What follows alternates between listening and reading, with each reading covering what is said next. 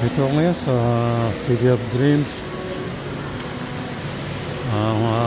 Attendee ako ng isang Business Development Management Summit. At nandito ako sa labas ng auditorium. Papasok na ako doon sa loob ng pinagdarausan ng summit ngayon. Meron kami mga booths dito. Naka-display yung mga products ng sister company ng Triad Security Agency.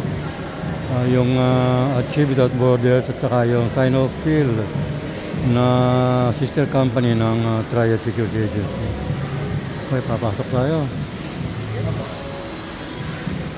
Tingnan natin yung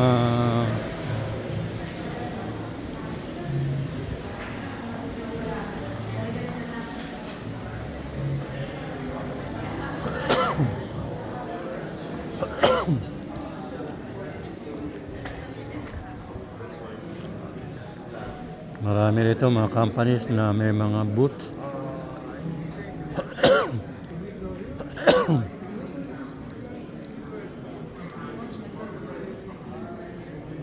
Luckily, foreign arrivals is not a sprint, it's a marathon.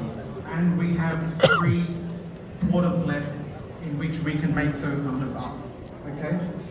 Further to that, let's not also forget that the real driver of our tourism Yung booth ng sister company ng Triad Security Agency, yung domestic tourism. Okay? Unfortunately, I don't have those numbers for you. So that's something that binibidyo ko kasi by the government. ano ko sa mga In kasama terms of natin. our source markets, what I will note is that it's more or less Hello ma'am. Is this the what company is this? Nakatutok po. The good thing to note is that yes, there has been a significant increase in the arrivals from China, right? Ikot lang ako. It needs to be about 10 times where it is at the moment to kind of get us to the 2019 numbers where we had 2.1, 2.2 million Chinese arriving in China. Japan. Ito pwede mag-coffee.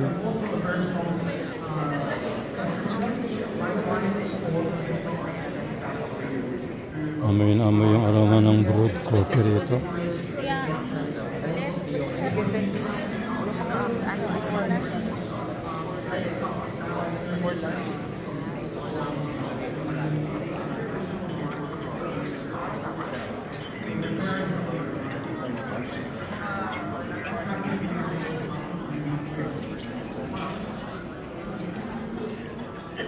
So, punta natin yung area ng Sinopil at saka yung Triad Security Agency.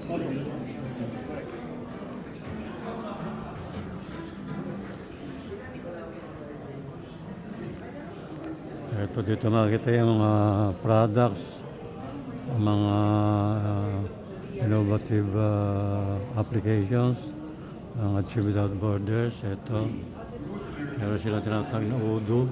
Yan. Ayan ang mga systems, mga applications ng Achieve Without Borders. Ayan sila.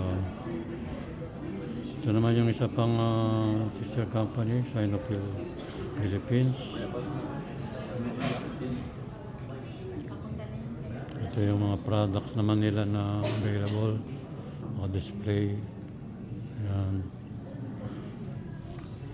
Yung play ng audiovisual presentation ng Triad after lunch pa.